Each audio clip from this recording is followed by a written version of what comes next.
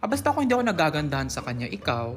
Ay, pagdating sa mga ganyan, hindi ako nagko-comment kasi buhay naman nila yan eh. Who am I to judge, di ba? Nakukorek ka dyan, alaga. Huwag kang mangingialam sa buhay ng may buhay. Pero sorry Lord ang oily niya nga. As in, Napansin ko. diba? Baka dati siya tanghulo nung past life niya. Kasi parang booge, alam mo yan. Sunrise. Diba? Wow, tanghulo talaga. Hala, parang ang ganda ng Bible verse na to.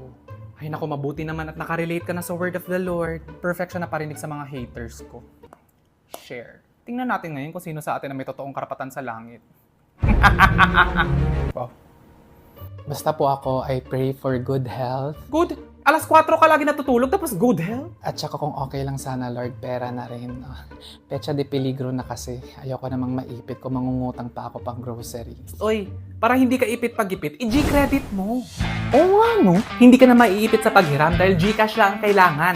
May up to 50k limit papantawid para sa groceries. Hindi ka na maiipit kahit gipit. Tama ka dyan, Guardian Angel! At saka hindi pa ako maiipit dahil arawan ng interes. Ang flexible pa ng payment terms ni G-Credit. Kaya mo, kaya i-GCash mo. Hulog ka talaga ng langit. Oo, pero huwag mo akong sagarin. Pangatlong Guardian Angel mo na ako. Yung dalawa na pa-therapy na. So ayun, natanggal ako sa work. Wala na akong trabaho.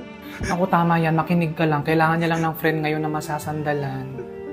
Anong gagawin ko? Uy, wala lang yan sa pinagdadaanan ko. Ako nga 3 years na malaki yung sweldo ko, pero sobrang busy ko naman. Hindi ko na nga nagagawa yung passion ko eh. At least ikaw, marami ka ng time na gawin yung gusto mo. Ano? Diyos ko Lord, ibabalik ko na tong pakpak ko. Wala na tong pag-asa.